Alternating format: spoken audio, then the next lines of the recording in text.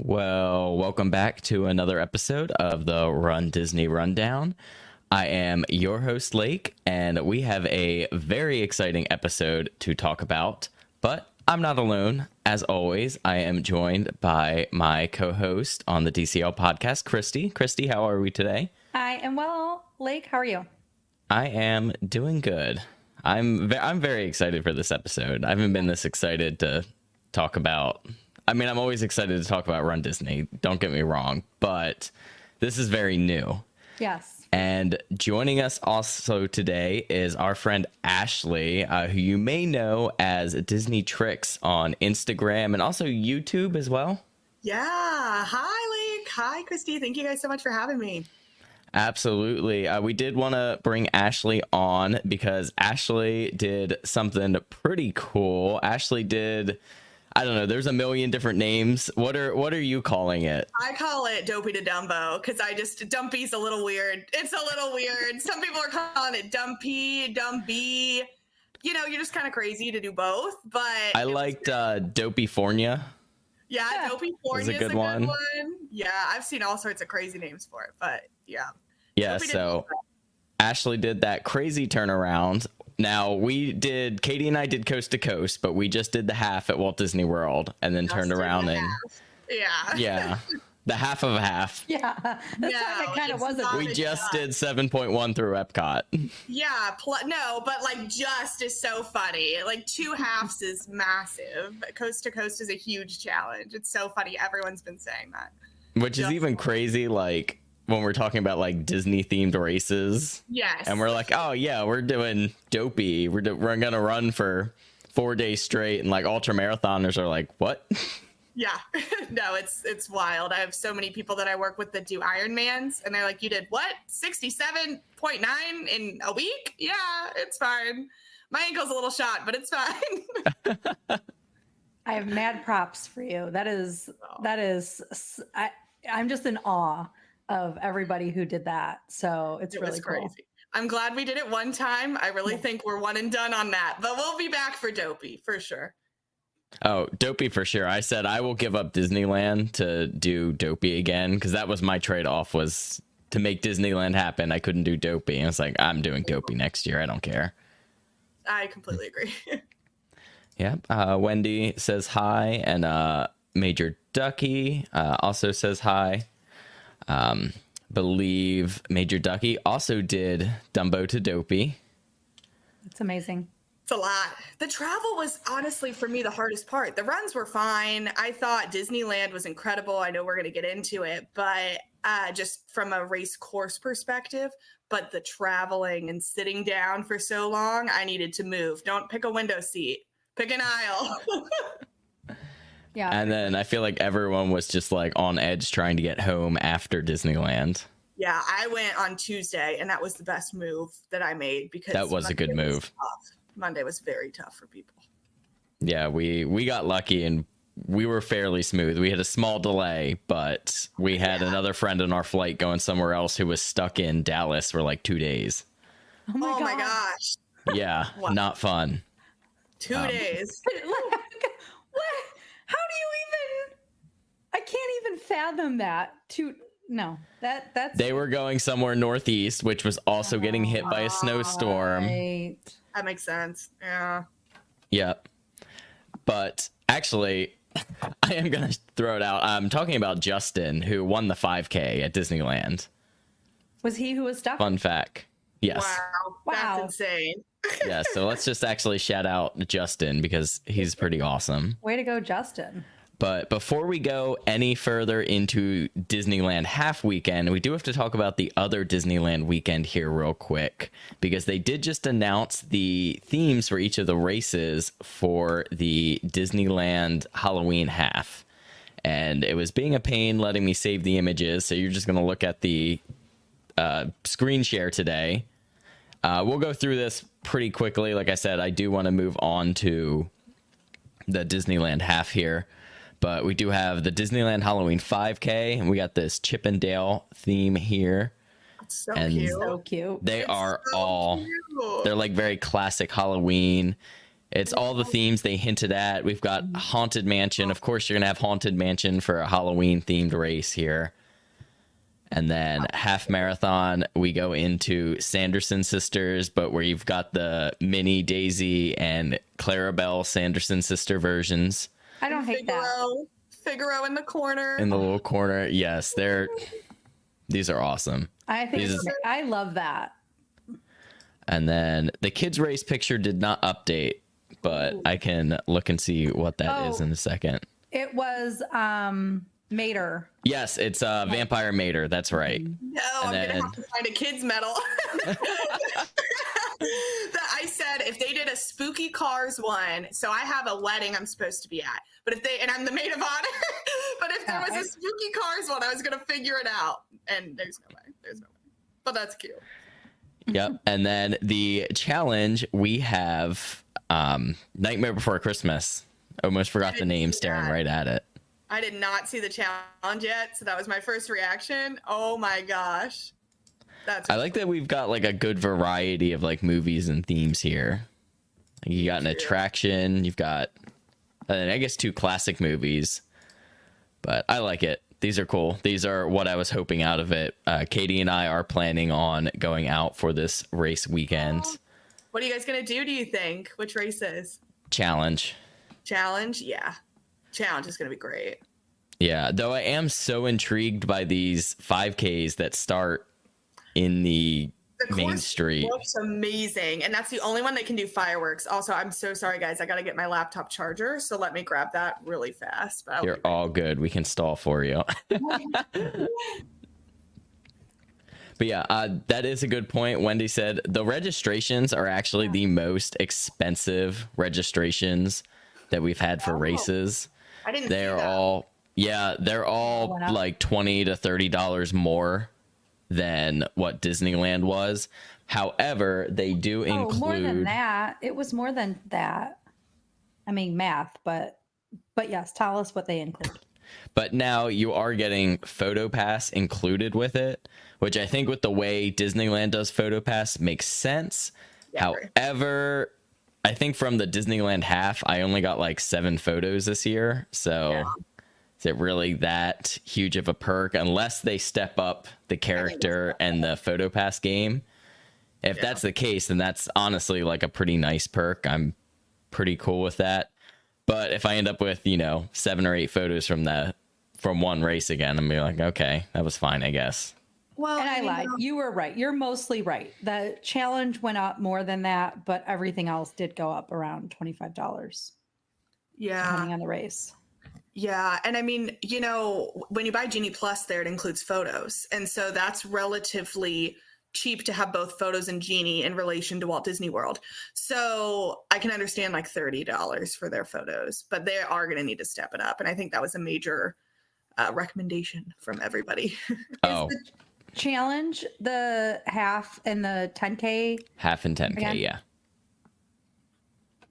Yeah, actually, when I saw that price increase, I was like, oh, is the 5K part of it? Oh, I wish. Katie was like, no, they just increased everything. It's like, oh, oh. So it will be interesting, too, to see if these price hikes fall through to the Walt Disney World events next year. I mean, you got to imagine that they will, right? We'll see. My hope is that we're seeing an increase in price, and that is because hopefully we're going to see more on course for the race. Yeah. And that is, that's strictly saying that's what I hope that money is going towards. That is not any sort of scuttlebutt. That is just, I hope they took our recommendation. They said, okay, this is what we need to do to make it happen. Yeah. I'm interested to see what they're going to add to the races. All they can really do are characters and photos. And I really do think they could just put more PhotoPass. I also think, not that we're into the questions yet, but I do think that the photographers needed to take more at a time because they were just doing one shot. And that was it.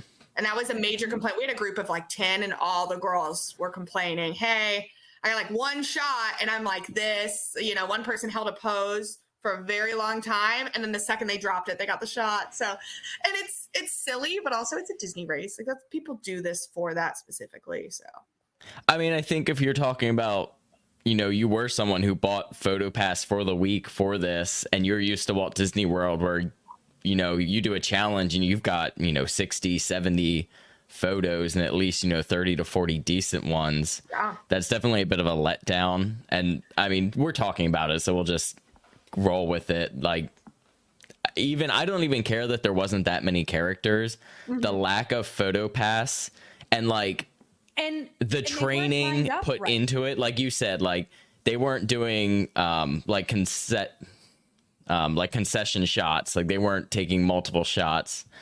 I just don't think that the PhotoPass there was trained and ready for the event.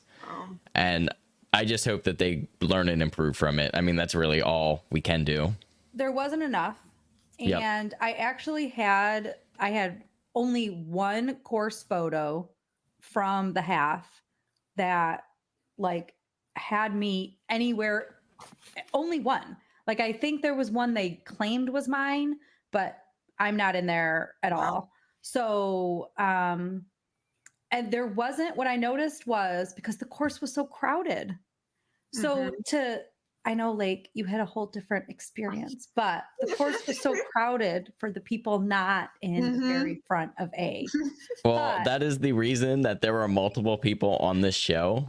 Yeah, true. No, I mean, so crowded that you were just like people. You didn't move. We will get into we'll get into mile 3. Don't you worry. Just the trying to see the PhotoPass photographers, you couldn't see them. For one, because you were like ensconced with people. And then there was very few times where you were facing a PhotoPass photographer where they would even get a shot if they were good at it. And then one more point on the subject. When have we had a finisher photo that did not include the banner? I know. None of my half, and I only did the half. None of my half finisher photos include anything but me. And like, kind of the best finisher photos I've ever had for a Run Disney race, I will say. And I got to like enter at the right spot, but I could have been on any street USA finishing this race versus a Disney race.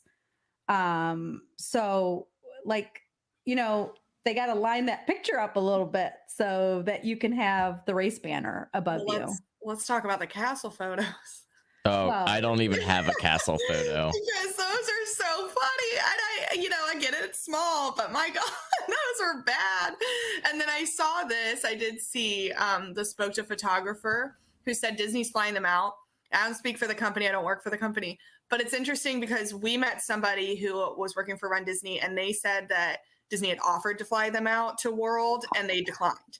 And so that's where I have to say, I feel like they do the learning curve themselves when they could easily have learned from World and applied it and made something incredible after 7 years.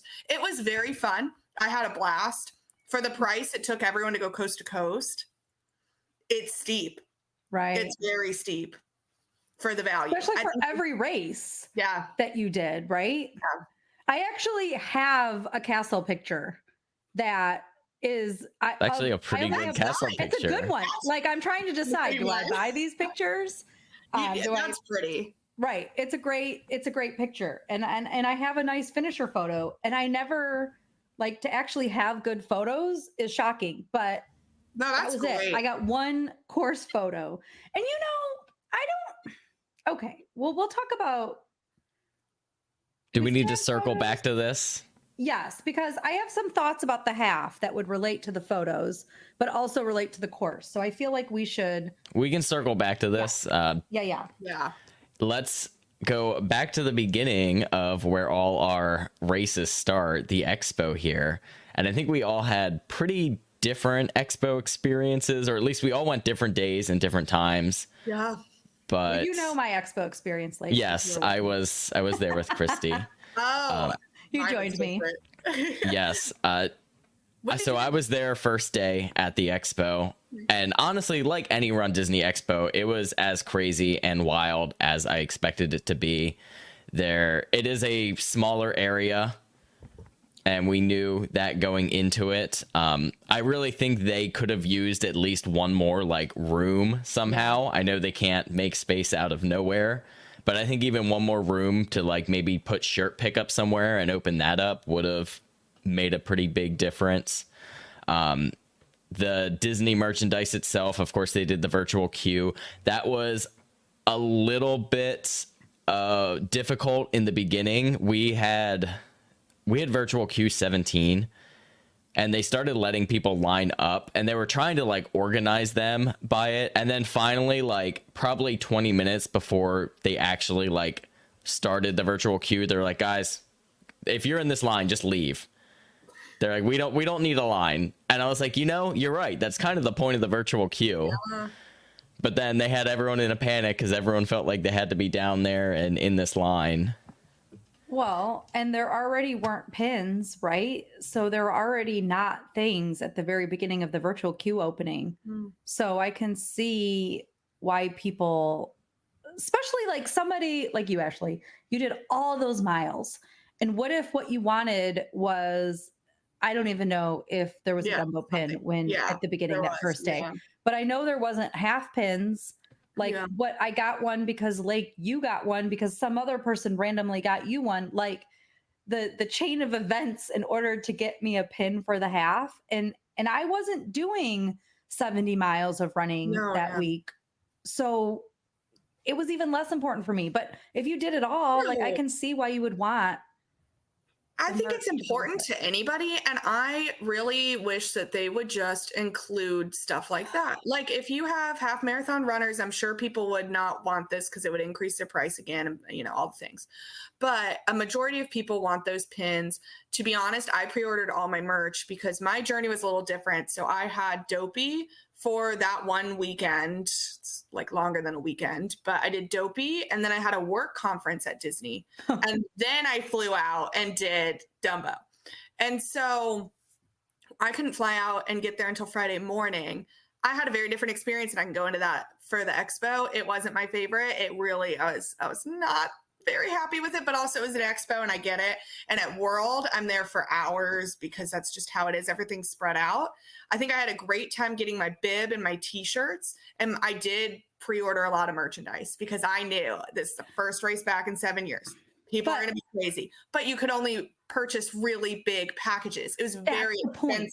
Yes, you needed very expensive. Like I have my jacket, which I absolutely love, and I wanted the weekend jacket because it's the first one back. But I have a T-shirt that I totally forgot about, and I would never have picked. Like it was a perfectly fine tech shirt, right?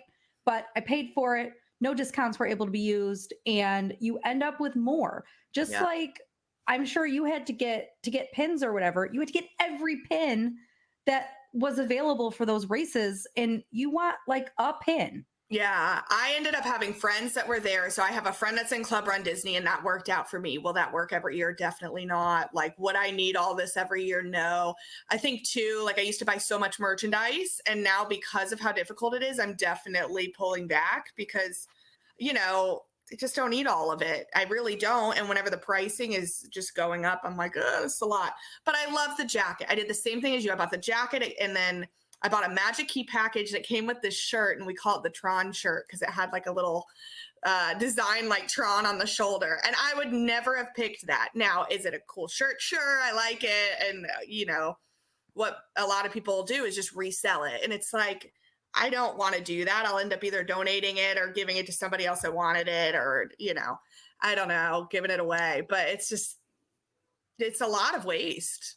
Bibs. They need to require a bib to shop. Yeah, I love that. And I wish that would help so much. In this limit of 2, because if you're doing 2 per size, then they just grab everything. Yeah. And with mobile checkout, you just like check it out in more than one place. So that's crazy. There you go. It's a Disney trick. If you've got multiple phones with the app and multiple accounts. You're not wrong. Yeah, and people, especially in California, just do the purchasing to resell, and so it's just it's tough. They do it in Florida too, really bad. Right. I really think they just should, one, honor discounts for pre-purchase, and two, just expand the pre-purchase program. They would And sell make so it much more more. specific. They would make so much more money. They really would if they would just do a pre-order. I don't know if they just don't know the capacity of what they can make for pins. Like if, you know, their manufacturer can only make 3,000 of this design or something due to materials and supply chain. But it's so weird to me that they don't just pre-order, take that number, and then make that. Right. Like they make so much more. I'm sure somebody in Disney purchasing right now is like, they have no idea, but it's just a lot. Like, I mean, it feels like there would be easier ways to do this. Well, after Wine and Dine, I was locked out of purchasing all the cute Figment things that I wanted, and I was doing a challenge and didn't get to have any of it.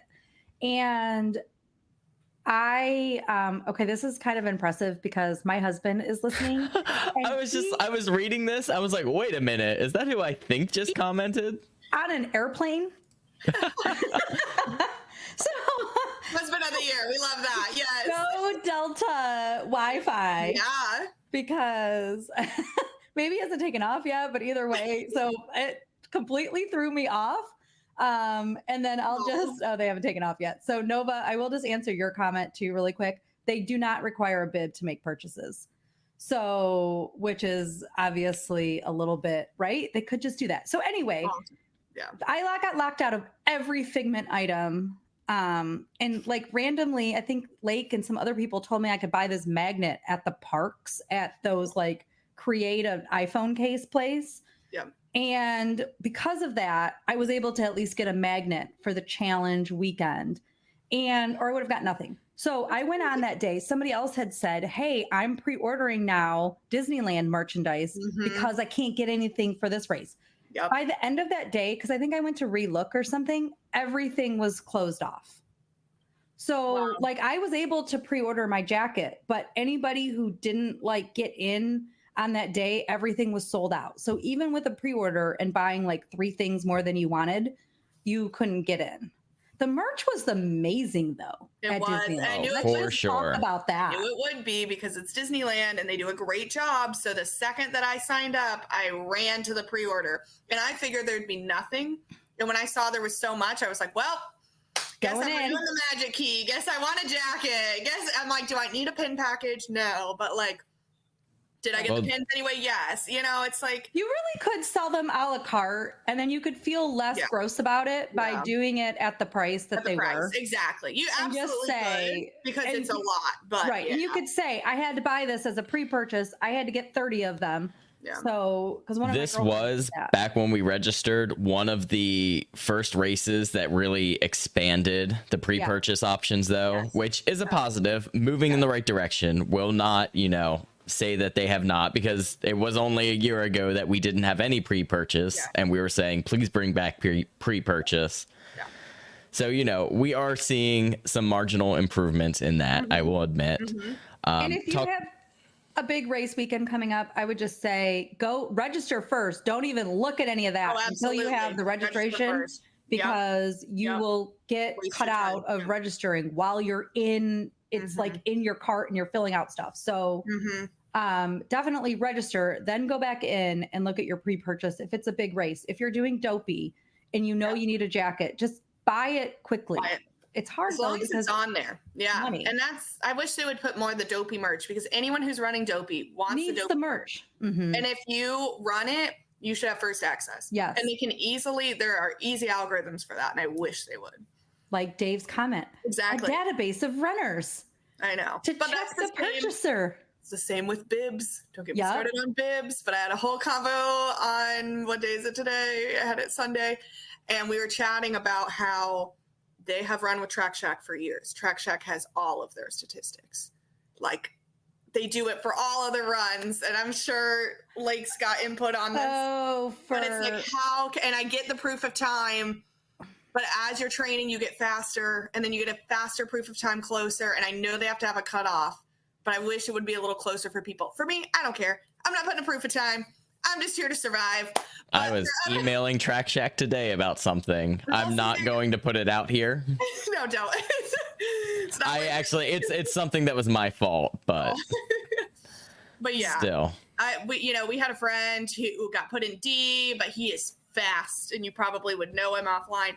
He is so fast, and he was like, I'm a safety hazard. Like, we put these are out here for safety. You have corrals for safety. And I'm telling you right now, like, I want to be able to run this at my 6-7 minute pace. And you put me in D. This is not okay, And he submitted a proof of time late. It's his fault. Totally get that. But if you do have a proof of time that you can show them, and they need to just build in wiggle room for 100 people per corral, and it would make things better for everybody. I think people would be much happier with the experience. Personally. We did see with Disneyland, with Halloween Half, they expanded the time for... I didn't see that. Yes, it moved. What did they say? It's up to 2:30. Mm-hmm. Oh. So 2 hour, 30 minutes, unless you can now submit a proof of time, which again is moving in the right direction. Yeah. My hope is that if you submit that, you would... I'm interested to see if you submit at 2:30, will you be placed before somebody who says they don't have a proof of time, but that they do it in, 8 well, minutes? Now the drop down box will probably have 2:30 be the top level. Gotcha. Yeah. If I would hope so. Time is at that level, because I've submitted a proof of time that wasn't great, and this was years ago, when it was different qualifications totally, and I ended up in D, and then. If you don't submit a proof of time, you get better spots. So I could, people can run faster, but I do think from C through F, it gets really dicey. And I know they have to do it for safety. There's so many runners, but what were your thoughts really quick on no heats? Like no heats. No mini waves. Yeah, mini waves. Would we want to talk about that when we get to the races? Yeah. I think this is I think that's most prevalent when we get to the half. Yeah, for sure. True. Yeah. Yeah, we can talk about corrals and everything. Let's just circle back to the actual expo itself. I thought bib pickup was pretty much same as always. It was pretty easy. I know there were a couple weights like kind of at that rope drop, but I don't think anything was too wild or crazy. Shirt pickup, kind of the same. I like that you could get from bib pickup to shirt pickup, and you didn't have to go all the way to the back of the crowded expo. Yeah. You still had to walk through the expo to exit, but... Yeah, I thought it was fine for the space that they used and what they made with it. I thought it was fine. Yeah, it was as crowded and hectic as I expected. I don't know that it was really any worse than World. World has the luxury of a lot more space that they can utilize. Yeah. I thought Disneyland did the best job they could with what they had. Your video, actually, because I watched your expo video on Mouse Gen. And I felt like it looked like you had space to do things, like to move around. Like it was crowded, but I didn't feel like from watching the video that it was oppressively crowded once you were in the merchandise area. Mm. I have not had an experience that's been worse than 2023 marathon weekend. Or wait. It might have been 2022 marathon weekend. It was whatever. It was before virtual queue started, and it was like... That's my shirt, and it was horrible. I'm repping the 2022. Oh, I love that. Yeah, that was... bad. Yeah. Honestly, like, I think the virtual queue, for the most part, does what it needs to do. Like, that really... It was hectic in there. People grabbing stuff, trying to... They didn't have a lot of space for you to find spots to try things on World. They were moving people out of there. They weren't even letting people look at their merch to decide. Security was really wild, and I think that they really need to look at whoever they used as a third-party staff for that, because it definitely was third-party staff. I came on Friday. We didn't have a virtual queue, so I definitely had a different experience. We had a fantastic time getting bibs, fantastic time getting shirts. Merchandise in that area was such a mess that I just said, nope, I pre-ordered. I'm good. I'm going out. I'm going to go home. Whatever, go back to the room. And the second that I turned to leave, it was like security at the door, every door except one. They were all ushering you out. Oh, yeah. Totally understand. But then we need to really limit how many people are in this building instead of just letting everyone free for all and then screaming at everybody when they come in, because it was a really not great experience from security. And the bib was great. The shirts were great. The other pickup was great. I genuinely looked at the merchandise, saw how insane it looked like cattle. And I was like, this is not worth my time. If there's anything I really want, I'll find it on eBay for $1 billion, but I don't need it. Like, I just don't. Yeah, they just needed more signage for the exit process. Yeah. Like, they needed like tape on the floor saying, you know, exit this direction. Because they did, when you exited, they had a counter there. I was watching them, like, you know, they were going through counting, you know, people coming out. They did on Friday when I went, but yeah, it wasn't bad when I was there Friday, right? Like we were there.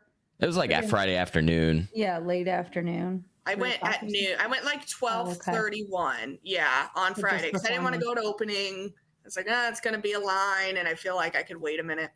But I think they did the bib perfectly. I had a lot of space. I don't know what day one was like if you had to wait outside, but there was no line. I walked in and got my bib. Right. They could have used some of that space maybe.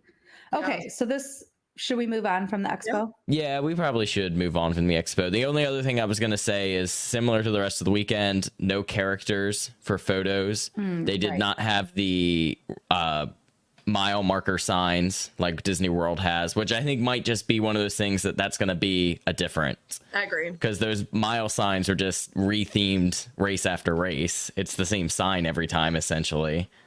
Wrapped again. Well, and they're big and they take up a lot of space, and they don't have the space exactly. For it. Or we might see that added for it? On Harbor Boulevard, where they could have put some things out there when the race was over, and there wasn't really anything to take a picture with in the parking lot. Felt like there was space there. They're so weird because it's not Disney property, and so that it is though, right? Like, isn't that? I feel like Nova told me that was a lot or something that Disney owned. So that lot, I think, is because that was the one where they proposed the parking structure originally, and there was a bunch of city backlash. Yeah. She just commented they own it. Nova says, yeah, they own it. So yeah, there was clearly some interesting political, like just dynamics, not even political, but just dynamics between the city and Disney, and you could see it play out very easily. But it was interesting. Yeah. Okay. So let's move into 5K. None of us ran the 5K.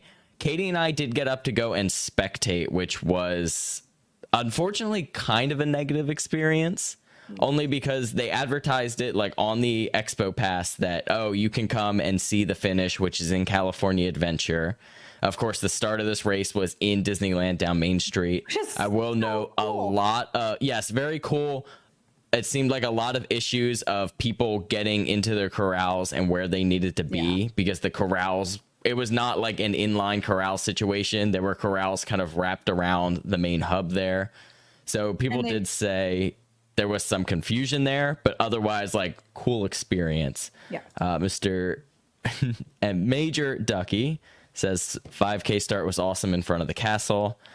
Anyways, though, so finish, you were supposed to be able to go in and it said you could see the finish essentially in California Adventure. So we went in there and they sent us in the side entrance by Earl of Sandwich there, which is where we ran out of one of the days. Yeah.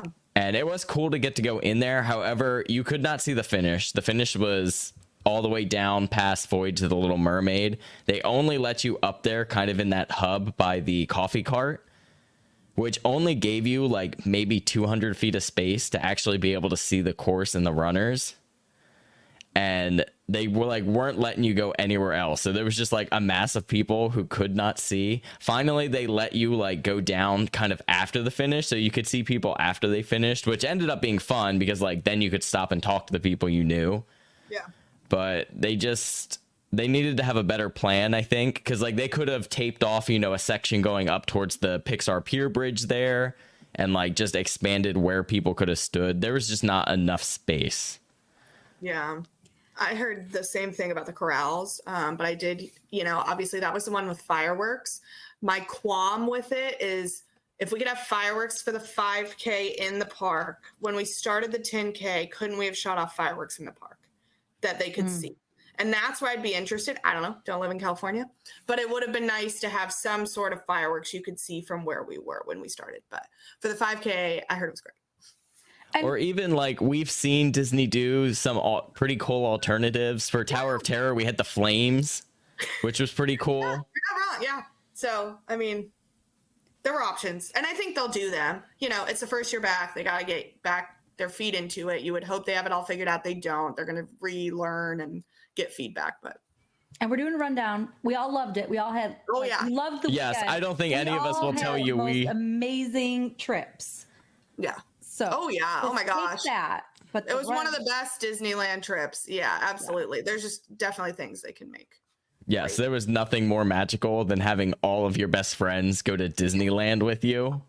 Run through the castle. Just insane. Yeah. Yeah. So that's really all I have for the 5K if we want to move into the 10K and the really get cool, though, into right? this. Like, I think we have to say that too. The course looks incredible. Oh my gosh. Right. Like those courses seem like it was where it was at. Yeah. It's amazing. I would go back and do the 10K all day long. I really would. Yeah. And I mean, I know we're about to transition into it, but I loved the 10K course map. Oh my goodness. Oh my gosh. 10K, I think, is the highlight of the weekends. I agree. If you're running one race at Disneyland, do the 10K if they keep the same course map. It's incredible. Yeah. Look at this comment. Put that comment up. Like, I don't have privileges to be able to do it. But Nova's comment, about confetti or Anaheim? Confetti. Yeah, so, Nova said Universal did continuous confetti cannons when they did the races over there. That would be cool. And they're right in the middle of all of that residential. So, yes. So into the 10K, this is the one where, you know, kind of the show begins and you got to do the walk across harbor. We were staying at Disneyland Hotel, which we had booked thinking like, oh yeah, the races, you know, used to start right here on the road.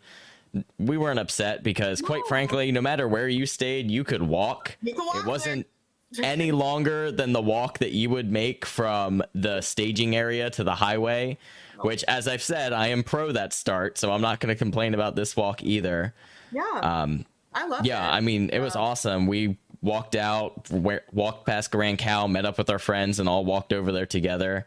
I will say the old school security, a little bit of a miss for me. But that's going to be there. I don't know what you can do differently there except for have more.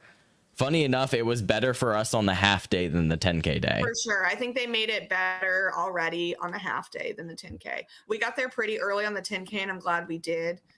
They didn't let us in on the 10K day, I don't think, until like 3:45 or something. Maybe it was at 4. They let us all through security.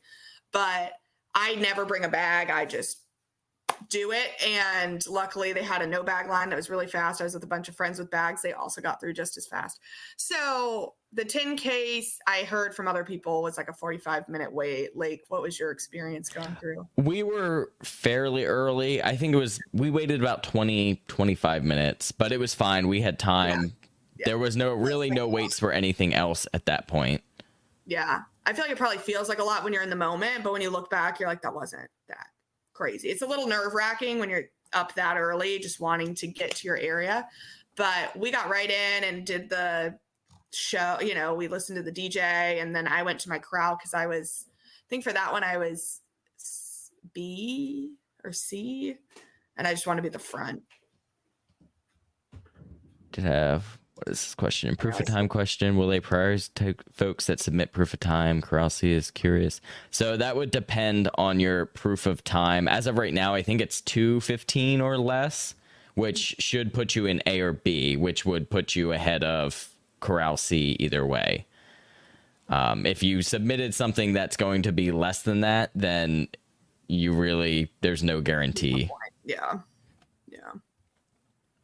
But yeah, so 10K, corrals were obviously, I think, smaller for the most part. 10K, I did not think it was too huge of an issue. I was in A. It was full for sure, and you don't need POT 2 to get into A. I thought everyone was like super friendly in the corral. Like, we weren't there particularly early, and people like let us, move up to where would be more appropriate for us. But you could definitely tell it was smaller, and that was kind of a foreshadow for the next day. I will say the start, like the big start situation for that with the screen, very cool.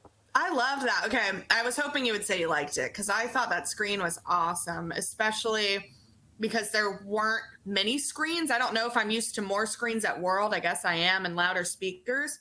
But I was in C, and when you think about it, it's A, B, C, and then everyone lines up behind you, straight line, totally different than what you're used to at World, where there's multiple screens. It's a lot more space.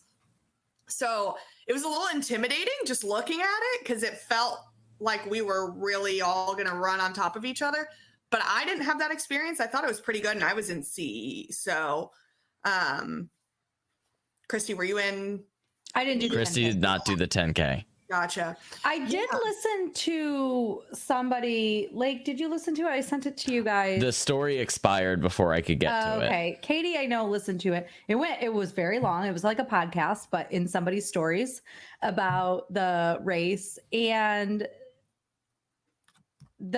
she had indicated that for the 10K that people were entering in the wrong corrals, and that for B and C and D, they just weren't even checking that carefully. So I don't know. But I did hear other people felt like that was happening. I don't know if they had proof that was happening. For me, they checked like 3 times. Okay. So, and I was there early. So maybe it was closer to start that they just kind of gave up. I don't know.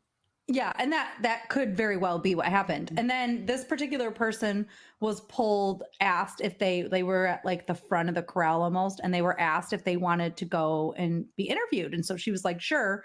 So they pulled them to the back of the corral, interviewed them, and then left them. Yep, that happened to some friends got pulled, did the exact same thing, got left, and they tried to push forward. People were really mad. Like, the C corral was a little scary. I think people were nervous. They had heard things about A corral or 5K corral being difficult. And so it was a little nerve wracking. But the second we got on the street, it's so large that, I mean, I did see somebody did fall in mine, but it was because of the lights. So they were just blinded by how bright the light were. I don't know. But that's what they were yelling. It was just kind of crazy. I did see more falls in all of these races than I have ever seen in a RunDisney race. Yeah. Really interesting. But lots of people talked about falling. And I saw several people bite it, basically. And like some bad falls. No, me too. Yeah. But again, I'd only done the half. Yeah, I saw 1 fall in the 10K and I saw 4 in the half, but we'll talk more about that. I mean, it's a road race. It's kind of trail, to be honest, because of all the bumps. And I get it if this is one of the first 10K. Those like circular bumps on the road, I almost tripped on one of those. I did too. Those are like way more aggressive than whatever you call the other things. Yes, and we had a railroad crossing as well as Disneyland does not have the strips to fill in the holes on Main Street, whereas Disney World, they have the little strips that fill in the railroad track. I didn't even think about that. Yeah, so you have a lot more opportunities to fall and hurt yourself for sure. And it is surprising because World's got the caution athletes such and such ahead, like all the time. Caution, boardwalk, maybe slippery. I don't think I heard any of that. You would have if you were running by me at various times. I had the voice and everything, and I would just, because there would be all these like danger areas. So I was like, caution athletes. That's funny. People were absolutely goofing like that the whole time. I mean, party of one. Yeah, no, it's hilarious. I mean, there were a lot of people doing that in D on the half for sure. But for the 10K, the trail was just like the course was just incredible. Mm-hmm. I mean, going through every single land in both DCA and Disneyland. Yeah, Nova's right. They just had real humans screaming, be careful. But that's hilarious. That's absolutely correct. I did see a lot of cast members just screaming, be careful, railroad tracks, whatever. But no, the course map for the 10K, I cannot say it enough. It was so good. Phenomenal. Through the castle, like all of it. I was like, this is amazing. When I went through the half, though, railroad tracks? I know, now I'm like ADD child just going off on a tangent, but were there were railroad tracks in the parks, but then on the road for the Yes, there was real railroad tracks. they just had the gates down, and they didn't have anybody telling you were like not going to get run over by a train, and that they were just down for who knows what reason, or beeping. I did look. Yeah, for real. But like, me too. Doesn't that seem like the place Yep. to say we're gonna put down? I took lots of videos then. Yeah. Because everyone's been talking about the Bright Line. Obviously, the Bright Line's hit a couple people. It's not great. But the railroad track that kept going down was crazy. I could not believe that they just let that alarm go for every railroad track. And then didn't tell people that there was not going to be a train running you over. It was crazy. Yeah, everyone was doing what Major Ducky's saying. I looked and everyone's like, well, I'm just going to beat the train. And I would hear that all around. I'm like, I don't want to beat I'm not beating a train. The train's going to beat me. Right. That much. Lake might, but I'm not beating the train. Yeah, we can get more into.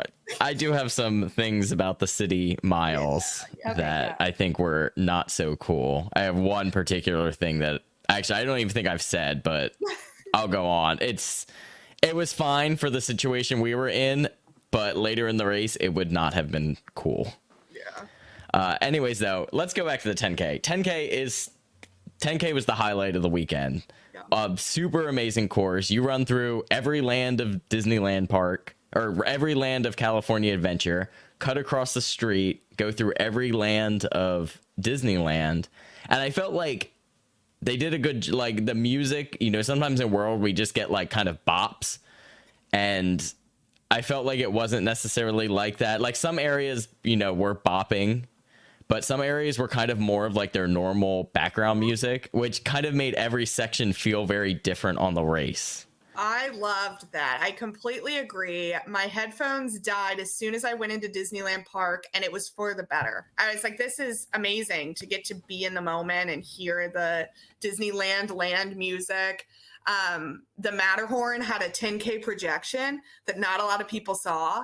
And I thought that was so interesting because it was so beautiful. And then on the half marathon day, they also did one.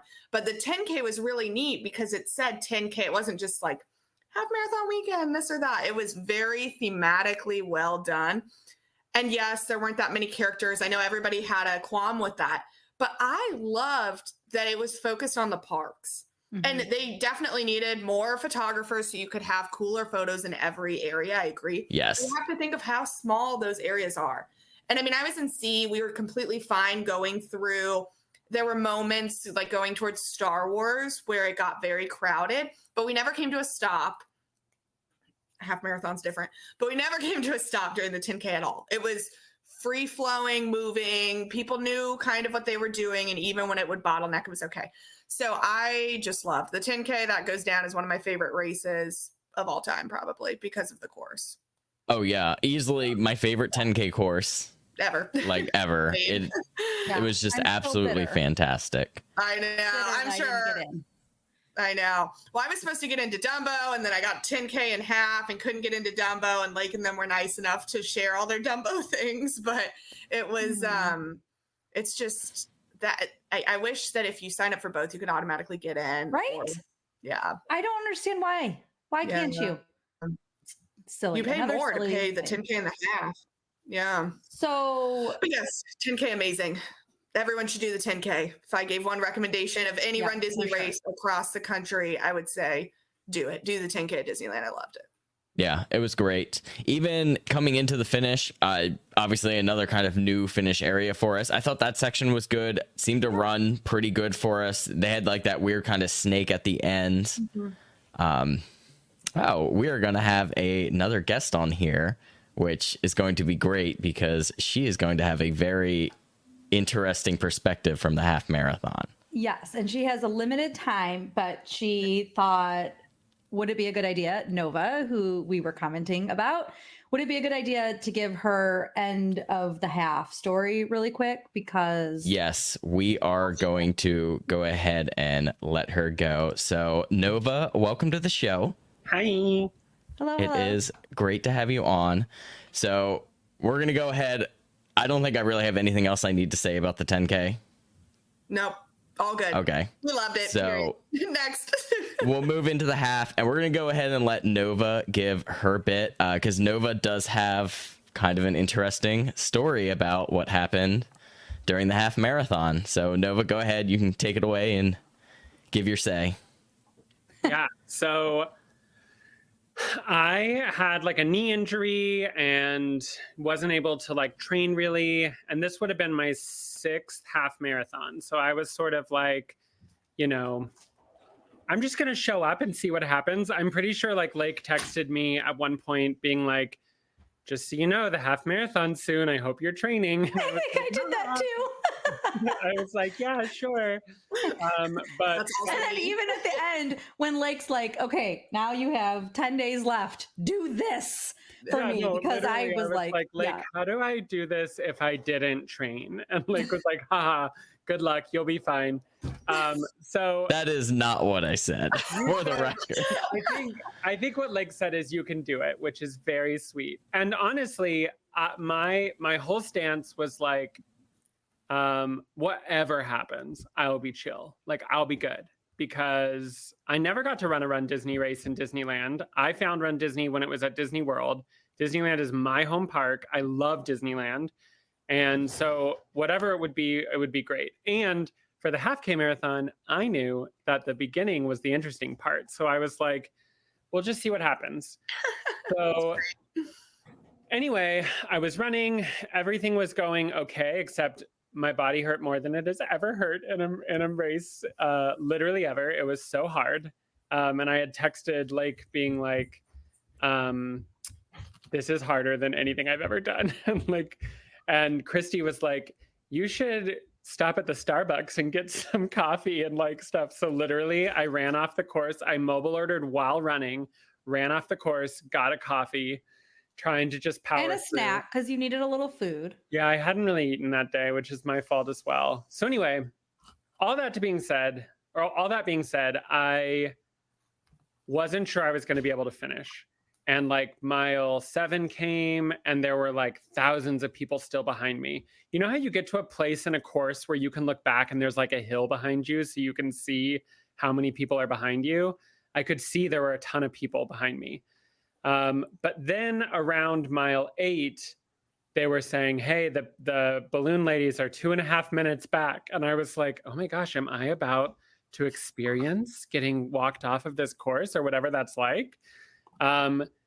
And for those of you who expected the balloon ladies to be like a crowd of ladies with balloons, there were 2 women with white balloons tied to their waist.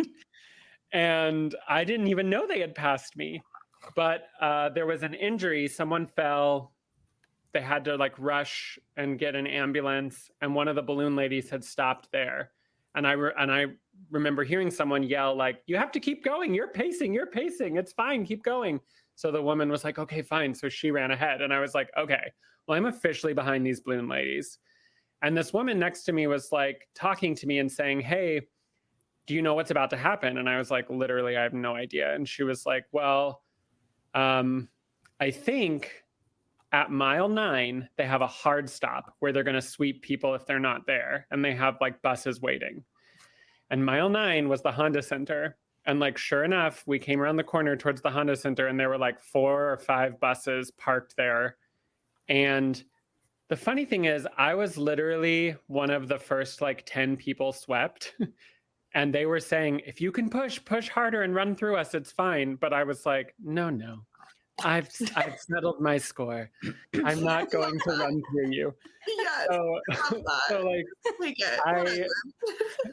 I turned to get on the bus or whatever. And honestly, I was texting Christy and Lake like I did it.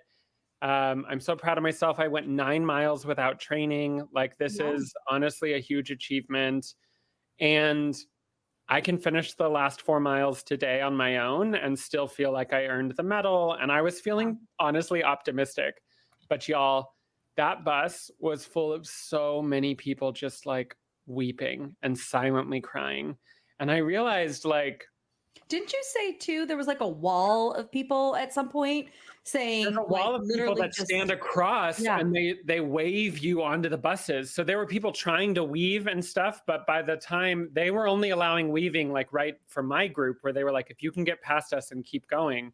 But I was like, I'm not going to get past you just to be swept at like the Anaheim River wash or whatever it is. So I was like, I'm gonna let this be. Like 9 miles is an accomplishment. I feel good about it. Yeah. And so, but it's interesting. I think for me, I didn't know what it was like to be swept. I've done the Disney World half twice. I've done other half marathons, and like I was never at a pace where I was at a risk of being swept.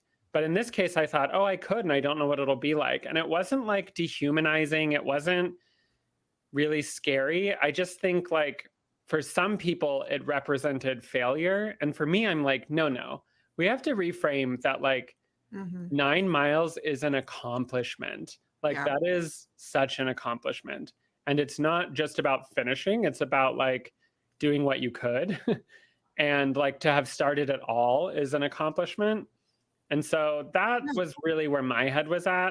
But I realized with Run Disney Rundown, we haven't really had someone who was swept. Maybe we have, but I don't remember us having someone who was swept. So I told Lake and Christy I should hop in and just be like, hey, here's what it's like. They're not mean to you. They even were sort of like, you want to keep running? And I was like, no, ma'am, I'm good. And while some people were in high spirits on the bus, I think the hardest thing for me was to see like the sadness that people seem to be feeling. Cause it's like, I get not crossing the finish line is difficult, but like you still made it 9 miles. 9 miles is an accomplishment. And a lot of it was through like really ugly parts of Anaheim. Oh my God. Like you really did it. The best parts, like, or the worst parts. Yeah. Yeah, like those 3 miles that they ran through, right? From the park exit, basically, or 3.5, almost 4 miles. Yeah. The like tile shops and like, but anyway, I just thought I'd pop in and share that because it's not everyone gets swept. I've also heard that they're more intense about sweeping in Disneyland than they are at Disney World because they got some tight time constraints with the city of Anaheim where like they have to be cleared by a certain time. And so, you know, if you are worried about being swept, you know, Disneyland is a riskier Run Disney location just because they have to fight with the city of Anaheim to make sure the streets are opened by a certain time. Yeah. So anyway, that's my experience. And I would say, even if you're worried that you could get swept, I think it's so cool to say you tried. Yeah. Also, okay, here's my inspirational thing. You know what was playing when I got swept? I've never thought about this song in my life, ever. But I had a Run Disney playlist on. And this song was that gazelle from Zootopia. I won't give up. No, I won't give in. And that whole to song try is everything. about failing, but then trying again. And I was sitting on the bus being like, that is so of the moment right now. I'm not trying to be like a Disney adult that's like too creepy, but I'm like, come on, this song is like perfect for like, hey, I might not even reach the end, but I'll get up and I'll try again. And I'm like, and that's when I texted Lake and Katie and was like, I'm doing the Halloween race or whatever, because I'm like, I'll try again. Yeah. This gazelle told me to. I'm going to keep That's what it's about, though. I mean, it's personal goals. It doesn't, I mean, that's an incredible story and it's really inspirational. And I feel like a lot of people out there are so scared to even try it. And so to have done 6 and be like, hey, this is my 6th one, I got swept, like, is what it is. And I had a great time. That's how I felt in the 3rd marathon. So, and I did not get swept, but there were times where I thought, who knows? So I think a lot of runners can identify with that. And that's just really special. So thanks for sharing. Awesome. Well, and like I said, I think I told Katie, I'm going to do the 10K if I can get it for Halloween. And then maybe I'll do the half marathon again next January if they offer it. Because I feel like that would be the perfect training pace for me. Yeah. Like work my way up to a 10K and then from there already be in pretty good shape to run the half in January. You just did. You did more than you've done the 10K. So you're fine. We know you're there. Oh, yeah. No, I can finish a 10K. That's true. And also through the best parts. But I do think like I need to get a finish at a Disneyland half. Yeah, you do. So I'll try for next year. But it was really nice to just do anything. Okay, well, that was me hopping in and interrupting you, but now I have to leave. You all are great. Love you. See you soon. Thank you, Nova. Oh, I'm glad Nova popped in for that. Same. Yes. I was like, I'm just going to send her the link. And then Lake will be like, what is happening? So no, I caught on. I knew what was going on there. That was great. And like you said, a great perspective because we've never had someone on the show who got swept. So, you know, something a little bit different from my point of view, particularly. Oh, in the A, where I'm just like free running with the whole street. 8 hours later, and I'm still on mile 12 ahead of you.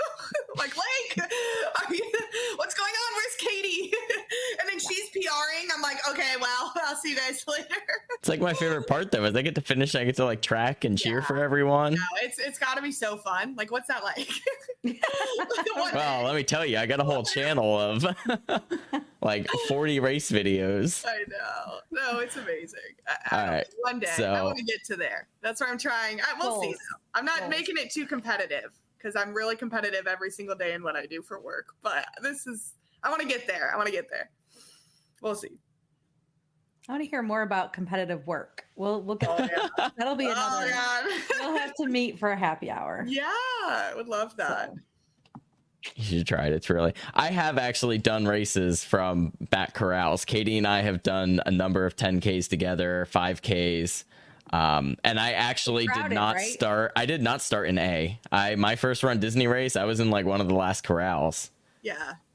And I literally like worked my way up at that time. Like back then too, if you said it was your first Run Disney race, they really didn't care what your time was. They put you towards the back. Like I know when I started, I was way in the back for a long time, and I had proof of times that would get me better, but I never really. Like they just weren't great. I mean, there used to be G and H and I corrals. I started in a G before. And like you really have to make that pace. Like you push it to the limit. You can't see a ton of characters, but you know, it's worth it to work your way up to something like that. Well, and the issue for me too is the weaving around people. So like, you know, further back, it's even worse where I'm not fast, but I'm consistent and I'm not walking the whole way and I can move from place to place. Like, you know, to definitely move over and not walk in the middle of the course when you're doing your walking, because it just becomes, we lost Lake. I'm here. I'm good. Okay. I just got to reload. It just becomes a lot more strain on your body. Yeah. And you know, some of the self-talk isn't the best when you're just weaving around walkers that are either on the left or so, you know, the idea is that if you're walking, you move to the right. That one. I completely agree with that. I think even in, you know, I think C is like that hump of the corral where you can get yourself in a better position in C to have a happier race. And that's always my perspective on it. And you can have a good race in any of them, but once you hit like D, F, like it's hard. You are sitting there waiting 30 more minutes to run, already in a harder mind space. Unless you're at Disneyland and they just put everybody out at one time. So we can go back to the start of this race. Yes, which we definitely should. Yes.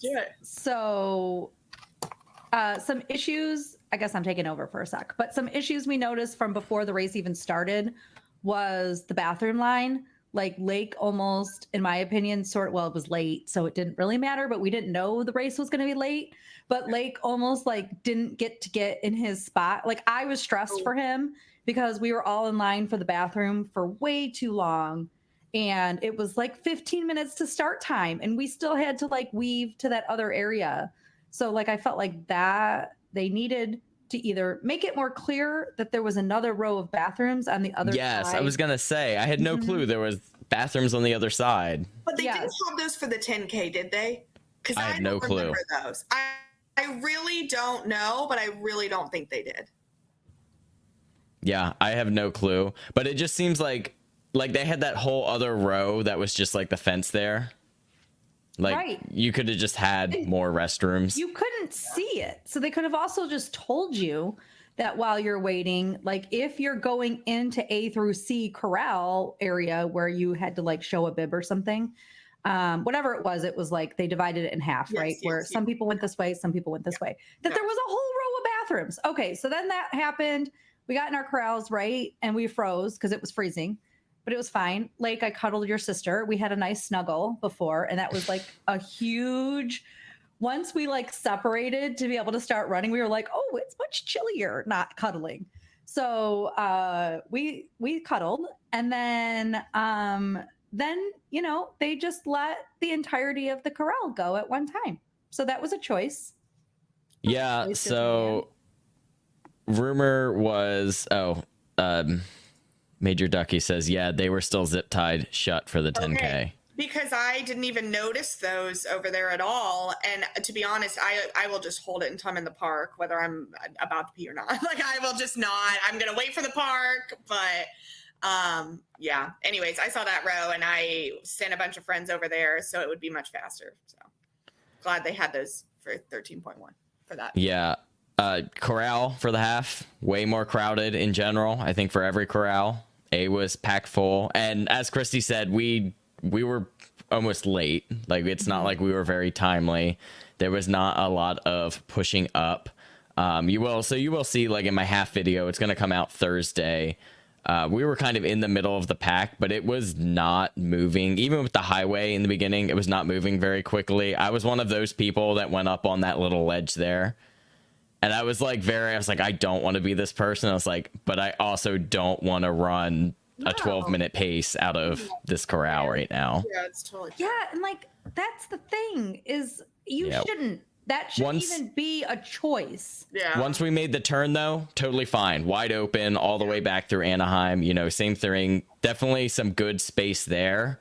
But then after that, once you start to get towards the park, you definitely narrow again.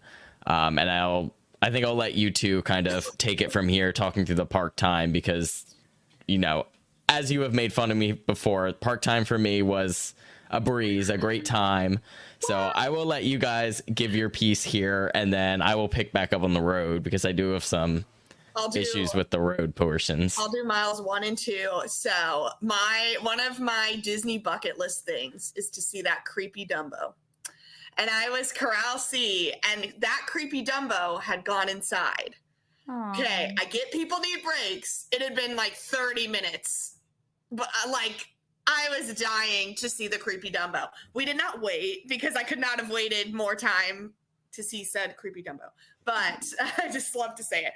But so mile 1, you know, as soon as you start going in the park, I mean, I'm doing a thing with my hands, but it was bottleneck. And then I was like, oh, this is a little scary, but we're gonna keep going. Mile 2, I was like, ooh, we're getting scarier. And then we hit mile 3, and Christy, you can share what that looks like. Well, I honestly don't know if I blocked out the stopping, but I'm assuming because I was in C too, so I'm assuming we were stopped. So I was in D for the half. Okay. So that could have been because I had to buy them separate. So I think I was C and D. D for the half was crazy because it was so crowded though at the water stop. Yeah. Yes. And I don't know that I stopped fully, but I don't know that I didn't. But for sure, there were people in C who stopped fully because somebody was reporting that.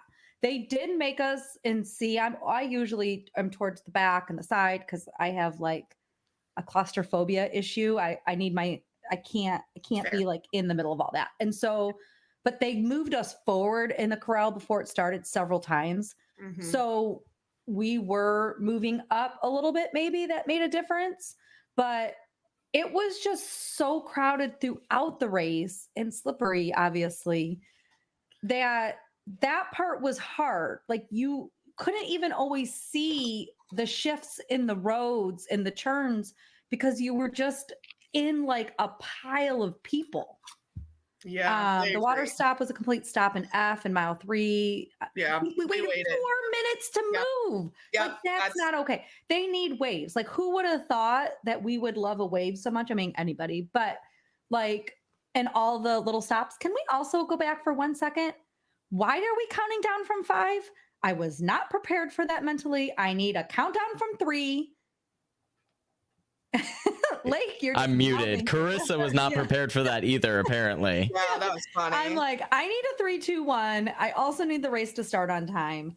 And so that stressed everybody out. And so again, like, I do these very much for fun, and I am not a lackadaisical gal. I'm very type A. But when they started late, I was like, oh, it is what it is.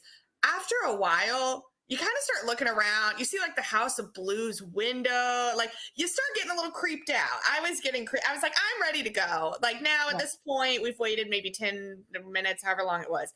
It started to get a little scary. I was like, just tell us what's happening too. There's a lot of people. Yeah. Right. Give us the information. So, right. They packed in the corrals and then started. Okay. So it was very crowded. It was very dark in some of the areas of that race. Very dark. And because it was crowded, you didn't have the privilege of being Lake where you could look ahead and see what was happening, because all you could see were people. Yep. And agree. So yeah, I agree with this water stop comment. I think that the course engineers, call me up for real, because that was where the water stops were. One was before mile 1, and what's the point? I mean, why do we need one before mile 1? That's just, it was crazy to me. And then the next one was somewhere else. And then I believe there was one in between mile 1 and mile 3, but the mile 3 was horrible. It was where Soren is, for anyone who didn't see the course map, was to the left of where Soren is when you're bottlenecking to get across. And I understand. Right. And it was in a narrow spot. It was a narrow spot already. Again, and then this is what I talked about with friends on Sunday. Why on both sides? Why does Disney do both sides? Do the right side where people are walking, and like maybe put one little section for runners and to say like everyone only goes there if you're trying to sprint by and throw water at everybody, you know, because I don't know, like, what's it like to run like a 6-minute mile and try and grab a water? Is that even realistic? Oh, I've definitely thrown cups on the people. Off the rails. Not necessarily at Disney, but yes, there's been like turning around and screaming, "I'm sorry," when you miss your cup. Yeah. But they should have a whole line, because nobody's taking it from that side that's running on a whole line. And just the space in general. So, right, think about how much space you need. I also felt like they were running out of water cups. Like, they weren't refilling them as fast as they were giving them. They didn't have enough volunteers, but it was also too many for the area and the space. So I was having to grab cups off of the table. Yeah, same. In a space where we're completely stopped. So it's like, this is now becoming kind of anarchy, because everyone's just grabbing off the table instead of even letting the volunteers do their job, which is not what you want to do. But when you're stopped for, like they said, 4 minutes, I mean, I know we were stopped for at least 2, and we were in D. So and then you immediately come to spectators. And so that's narrow as well. Crossing so narrow. And everyone's looking for their family and stopping. And like, we had a friend that was there. My friend's mom was there. And so I'm scanning, looking all over, and you would think it's so small that you could see them, but you're passing so quickly. Like, I'm passing like 20, 30 people as we're running very fast. So I don't know. They could do better on the spectator spots in relation to what Lake said previously too. So Vacation Mode commented that she wanted water, but ended up with Powerade. So the one thing to note is that water is always first at a Disney race, and then Powerade is going to be the second one. So it's opposite. Oh, on the half, Powerade is usually first for Disney, and water is second. So you can rinse it with the water. But this weekend there was some inconsistencies with a lot of that. It was the same, but also they were announcing it, but maybe they stopped announcing it for a while because people would say, "I have water," "I have Powerade," or maybe I could be double-fisted. It was Powerade first, right? I thought blue was a weird choice too. Like, I was like, when we first got to the first Powerade and we saw that it was blue, I was like, well, that's a choice. So and for the like, first one, Yeah, for the first one, I noticed it was water to Powerade. I love blue Powerade.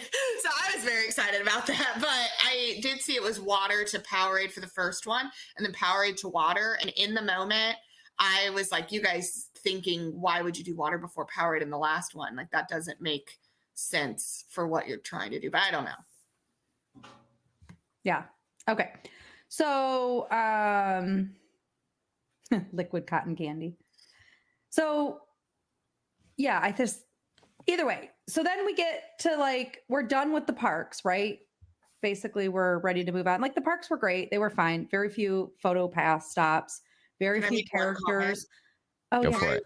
I really wish that it had been just the 10K course plus a little longer in Anaheim.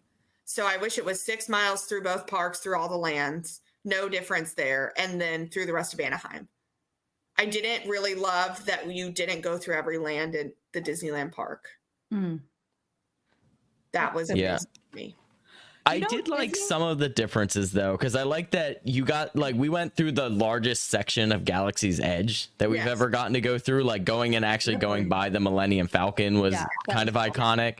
Of course, there was PhotoPass there. I don't think the photos turned out great, but it was flat too. So I understand maybe they had to do it because of how much, I don't know, elevation there was during the 10K, because there was a lot of differences in the track during the 10K for the course. So, but then you got out of that Galaxy Edge and there is literally a container like hanging halfway into the course. That's crazy. Yeah. So we're going to move into some road miles here. Yeah, so Nova talked about going to Starbucks. She had indicated she didn't have a lot of food before the race started and she wasn't sure. And like, I know she was going a little bit, and she didn't get her proper coffee. So when I ran by that Starbucks that was right at the beginning of the road miles, like Ball, because we were on Ball like every 5 seconds, Ball and something else. It was just like right on the corner. There was so DCL podcast listeners will know this. There was a Subway on the other side, and then which I took a picture of and was able to send that to our podcast listeners. And then there was a Starbucks. So I called Nova and I was like, you have to like check out this Ball Road Starbucks. So she was able, like, she's like, I just walked in, grabbed my stuff and walked out. Took zero time. What a move. Right? So a little joy for her race by mile 6 or something. I've done other road races and there's stuff all along the course and it doesn't just have to be volunteers putting the stuff on the course. So I've done a lot of road races that were in cities. Disney could have put something more on the road miles.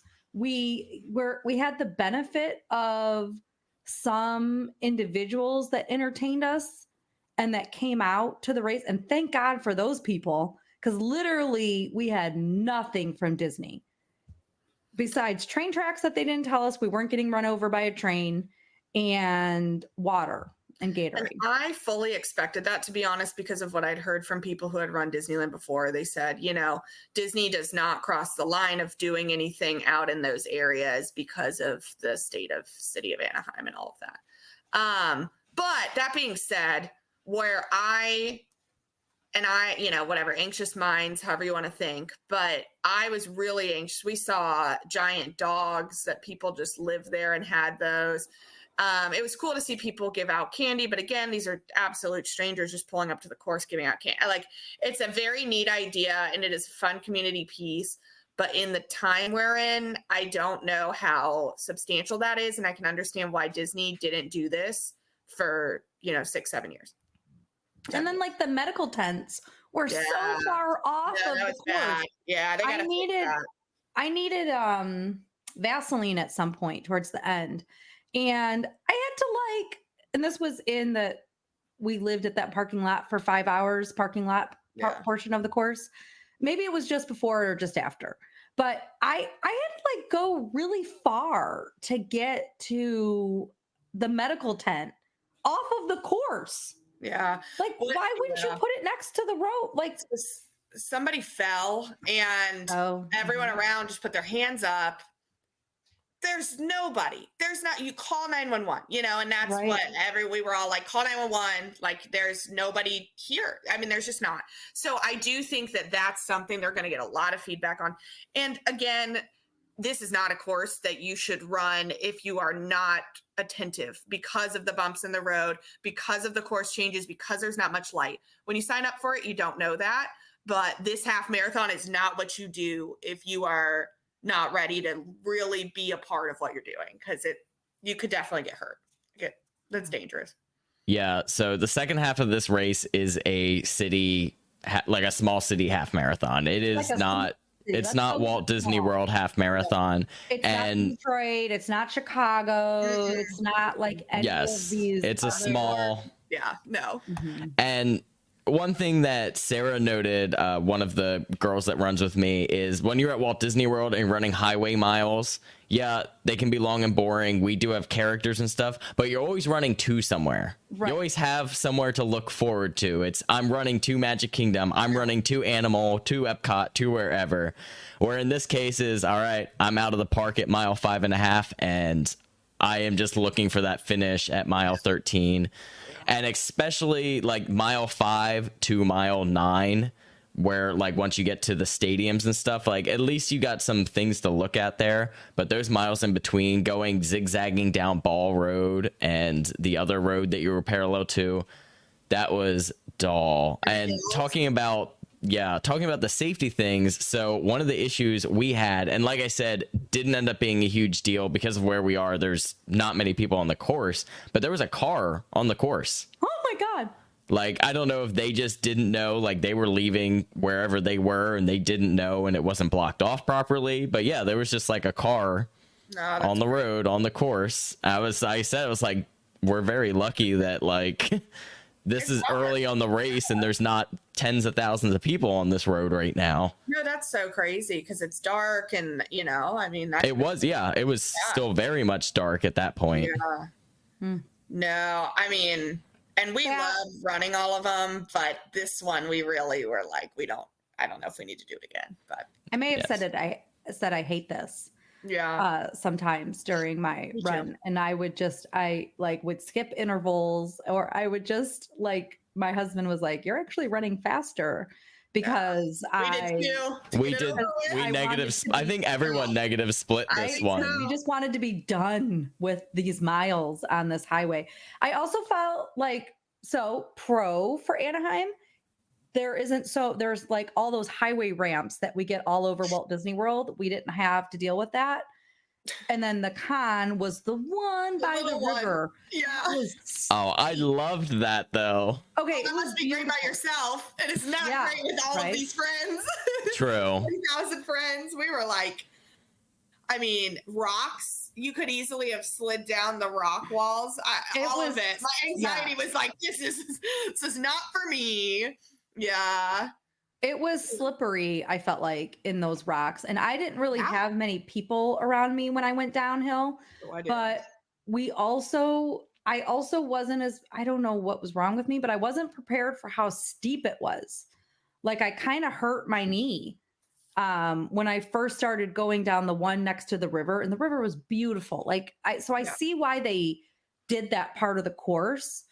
But yeah, it was awfully steep. Yeah, I really don't know if they'll ever do it again because I think of the athletes with disabilities and Roll Disney. You know, I mean, I had a lot that were coming by on some of these steeper hills, and it was very scary. I saw somebody's wheel, something happened because they had to pull over, and you know, I get it, and you can't please everybody, so we'll start there. But also, if we're going to make this very inclusive, they've got to pick better options than that narrow area. And again, it was beautiful by the river. I did really enjoy it as well.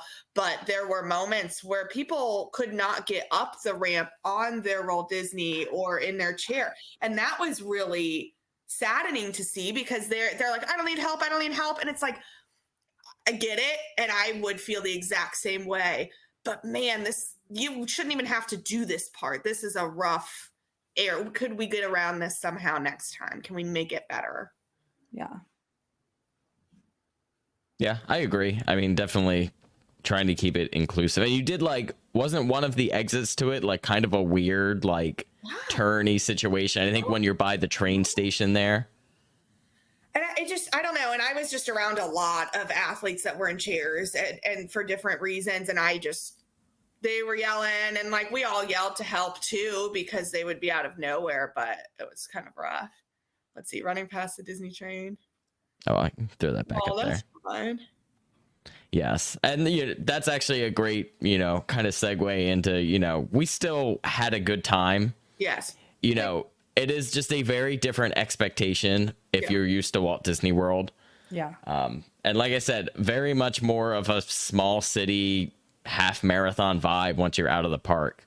And we had a friend with us who said, while there may have been more volunteers out in the past, and hopefully that will continue to grow as these races come back and continue to grow. But he said it has always felt like a city marathon that happens to go through Disneyland. Yes. Yeah. It's like that is very much the vibe of what the Disneyland race is. And to an extent, that's kind of the way it has to be with the design of Disneyland. Absolutely. They're doing the best with what they got. But yeah, I do think they should redesign the city portion a little bit. And I think bring something like have a little bit more than they had there.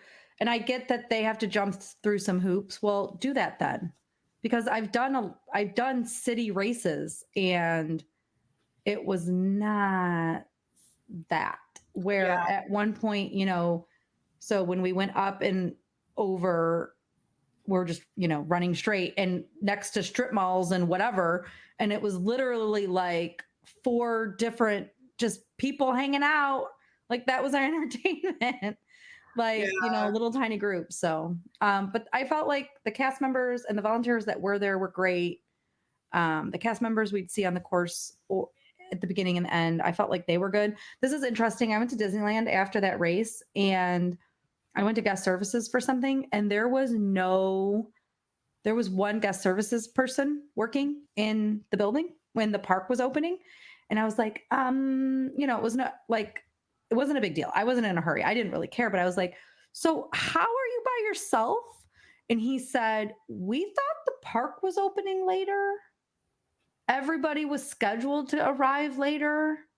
So nobody was on the schedule to be here at this time, which might also be the reason that a lot of those rides were not open at the park opening. That's just so crazy. Wasn't that the day the genie was down as well? That was the 10K day. Okay. It wasn't the half day. It was the 10K day. To me, and this is going to be my one little snide comment. I understand that they operate as a smaller company. That's just how they operate, but they shouldn't. Why are we doing this? I mean, you guys are Disney. You are Disneyland. You can set the standard. You have a smaller space so you can do better things. And I think that's why I'm like, okay, these races, they were good. I loved the 10K. Could they be amazing? And I think that's where we all have these high expectations for Disney. And, they've always got to run against those. And I get that. But I really do think that they could do some incredible things, and I am interested to see if they do them. And I think it starts with these little things like the photographers or slight changes to that course map for the half marathon. But we'll see. I agree 100%. I mean, yes, being back out there for the first weekend return, absolutely amazing. Being out there with everyone we knew, meeting up with all these people. Of course, we got to see many people at Christy and I's meetup. All of that was really like what truly made it magical. And I mean, also too, the closeness of Disneyland. You were constantly running into people. I mean, we were staying at the Disneyland Hotel. Christy said, hey, I'm at the expo. I'm like, I will be there in 30 seconds. Like, all of that was just truly awesome. And I do, walkability of Disneyland and walkability to the race, definitely a big highlight there. You don't have no planes, trains, and monorails to. You can also stay anywhere. Like you could stay at the Howard Johnson Anaheim and have the best time and walk just as far or as close as the Grand California or Disneyland Hotel. and you wouldn't have to go through security twice. You would only go through once. So, I mean, there's some major pros if you're interested and they continue to do the start lines out there. Check out those hotels like Howard Johnson Anaheim or Courtyard or anything around there. Yeah, Candy Cane Inn, great location. Awesome. Yeah, that Howard Johnson Hotel was like right on the corner. Yeah. No, it's yeah, great. like right there. Yeah. Our friends, so I'm biased, but I love them. Yeah, it's clean. They're great rates. Good to know. It's a great location. 5-minute walk to Disneyland. There's my little shout out to Howard Johnson. While we're kind of wrapping up on the final thoughts, I do always like to go over the finishers. And now, of course, I don't have the 5K because they don't post finishers.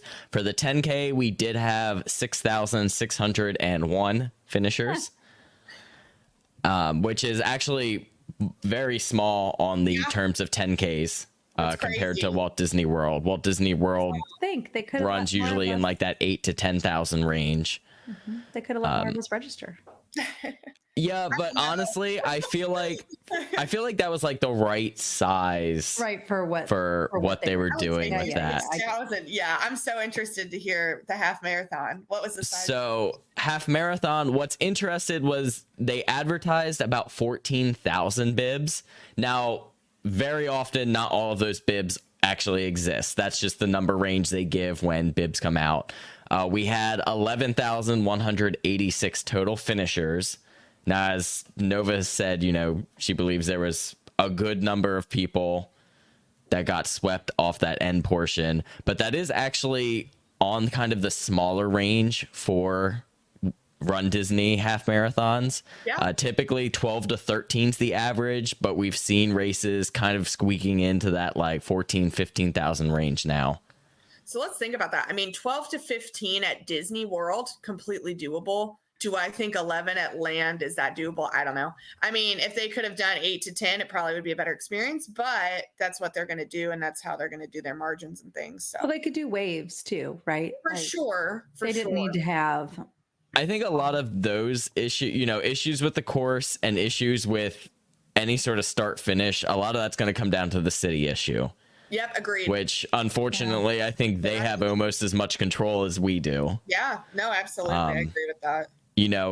We've already said, biggest two things that they could improve upon and really, kind of make it a little bit more premier for us. The photo pass and the characters would make a huge difference. I will say the mile signs.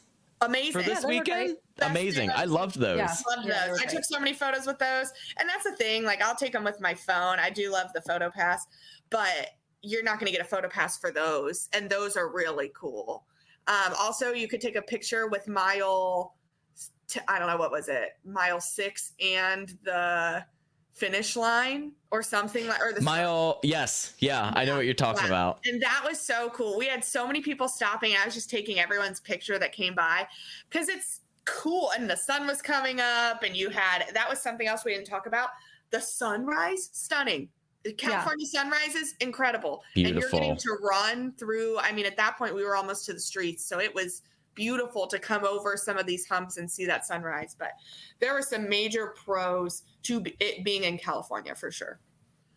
Oh, yeah. And while the weather was cold, it was still like, I thought the weather was kind of awesome for the weekend. Like, I've got all these Run Disney jackets that I never really get to wear here. I was like, sweet. I wore the marathon jacket from last year, like almost every day. I bought the Disneyland jacket. That's awesome. Like, yeah, I loved it. And running weather, that's like my peak running weather, actually. So yeah, I did my fastest mile whenever we started the 10K, and it was freezing that day. I did feel like the 10K day was colder than the half, but it absolutely was. I wore sleeves for the 10K, but I wore just my tank for the half. I did the same thing, and I wish that I'd had more layers for the 10K because of how cold it was, but that's just good to know. I didn't expect it to be, I don't know, early 40s, like low 40s. It was genuinely cold this weekend. Which is good to note. Like, if anybody listens to this for the definitely watch the weather. Watch the weather. And I mean, when you're doing Dopey to Dumbo, you've prepped so much clothes, but I really didn't prep that much cold clothes, to be honest. I had a couple things, but not for running. And it turned into too many layers. But I would say get a lot of layers to donate and just take them off and leave them. Go to Goodwill, get a couple sweatshirts. Well, and I was even able to find like Target discount sometime has some like you can get like $3 or $4 sweatshirts that are just like XXL or something. Yeah. We have like a whole in our running closet. We have a whole bunch of Target bags when we buy them when they go on clearance. Awesome. Well, and I had moved my house, and so I'd gotten rid of all of the garbage clothes that would be appropriate throwaway clothes. So if you are a Run Disney runner and you are moving, move your throwaway clothes. Otherwise, you're going to end up buying them, which is what I had to do.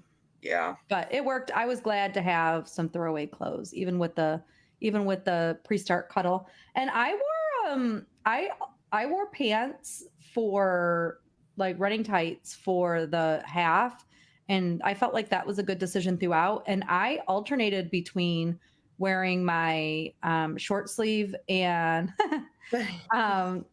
Sarah's comment. Thanks for the throwaway pants. Love that. Yeah, she wore them like on her arm. People were taking layers off of the walls to like put on. Like that's how cold. It was very cold. Yeah. I'm so glad that worked out. Yeah, I got you. We figured it out, Sarah. Don't you worry. But say hi to Ken as well.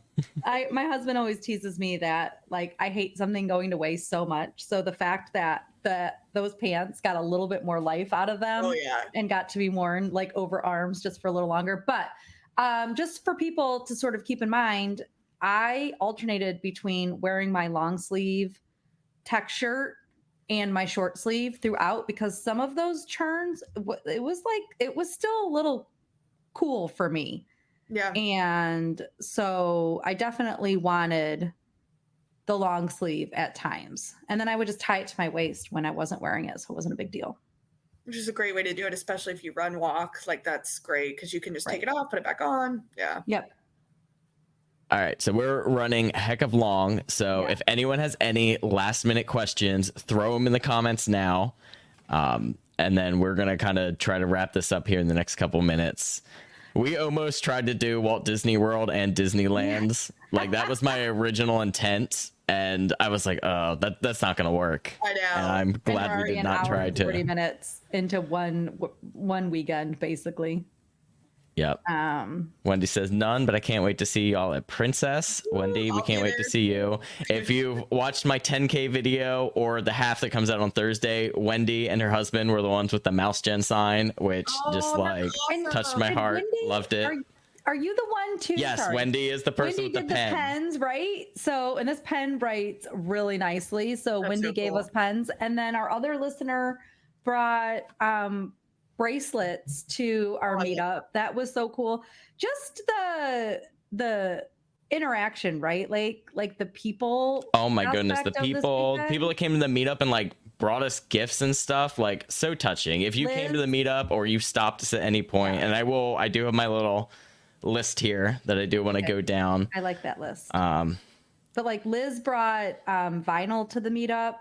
And it was just like giving them out to everyone too. Yeah. Like everyone have stickers, have pens. Like it was awesome. It's so fun. And just hanging out, like some of our listeners, I went through the parks with, because I wasn't traveling with other people, and that was amazing. It was just, it was a good weekend. My flight too back to Orlando on Monday night was like full of runners.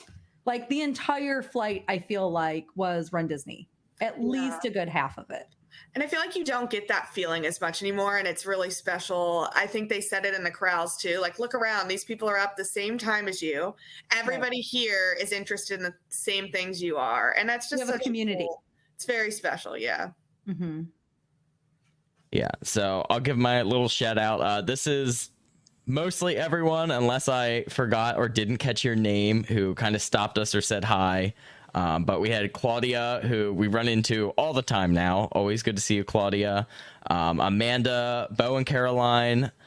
Cindy, who made us DCL podcast friendship bracelets, which was awesome. Tyler and Katie, Leslie, Nicole, who stopped me in the corral. And then at the meetup, we had Wendy and Joey, who we just mentioned had the sign. Raphael and Daphne came out. We had Todd, Marcia, who had stopped us in the security line. Eric, I do apologize that we missed you. It did not happen this time. I'm so sorry. But I know they did mention that you had found them, I think, after the 5 or 10K during Walt Disney World. And there was so many more. I'm missing a ton of people who had come to the meetup. Of course, Chris, Brian. Thank you guys all. You know, the community is absolutely, you know, like I said, what this was about this weekend. Getting to see everyone, spend time with everyone, and just hear about everyone's amazing races has just been absolutely awesome. Christy or Ashley, you have anything to add from that? I don't think so. No, I think it was great. Thanks for having me on here today. This has been such a blast. I'll have to come back and chat about Dopey. I would love to hear. Yes, I would still love to squeeze in something marathon weekend, whether we do another rundown. Quite frankly, people love to hear about Dopey. I want to. Oh, okay. So here's what we need to do. We need to powwow again because Christy is contemplating her first Dopey. Second marathon. Do it. So we can come and do a little Dopey round table. Yes. We do have one more question here that we'll just throw it out here, which is your must-do Walt Disney World race. If you could only pick one, marathon weekend for me, hands down, favorite weekend of the year. I don't think there's a wrong answer. Well, there might be one wrong answer, but... Oh, I'm interested. What you think is wrong? Which one? If I had to cut one out, it'd be Princess. See, Princess is my favorite. So do not get me wrong. Princess was my first Run Disney weekend. It totally has my heart. As for offering anything extra, Princess doesn't hit it. You get the party with Wine and Dine. Marathon weekend is just the most hype weekend. Springtime, you get the extra race with the challenge. But it's princesses. Yeah, it's princesses, and it's girly, and it's very cute medals, and like I said, it has my heart. I'm not saying I'm not doing it. I'm just saying every time I rank the weekends for the year, Princess ends up. It's fair. I have to say that springtime might be my going forward weekend. I know we've talked about this before, Lake, but I love that you lose 3 miles off the half and you just get a 10-miler. I like that too. Right? Yeah. It's a great distance. It is. It's great. It's that distance every time you run a half where you're like, I could be done right now. I'm now good. I gotta go 3 more miles. All right, I can go 3 more miles, but what if I was done? Yeah, for me, and I hate to say it, but Wine and Dine has my heart because I had never run a half marathon. I did the challenge as my first half. And then I do love marathon, and I do think Dopey now is one of my favorites because of just how crazy it is, and it really is special. But the Wine and Dine party for the half, I think that's such a great deal for people who are coming to visit. Yep. If you're trying to do a race for Disney, I always say do the Wine and Dine half because you'll be blown away. But then later on, Dopey and all of that, in my opinion, is more fun. But I think that's great. Yeah. I think Wine and Dine is what I always recommend to people, because with the party, you're getting such a full package. Yeah. I think I don't know, marathon just has my heart with Dopey and all of that. It's special. It's just my favorite. And I think that's just the weekend that there is always, everyone is there. Everyone's there. Everyone's doing Dopey. Or if not, if I'm doing Dopey, you're seeing everyone because you're at all the races.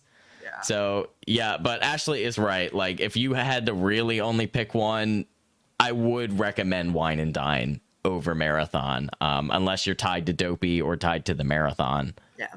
Which are absolutely okay as well, as I said. Yeah. All right. I think that is an excellent spot to take us out here because we are going so long. Christy, thank you so much for joining us. As always, we're on a little back-to-back spree of recording here. It's usually how that works. Yep. And Ashley, thank you so much for joining us for the first time. I hope we can have you back on. But until then, where can our listeners follow you?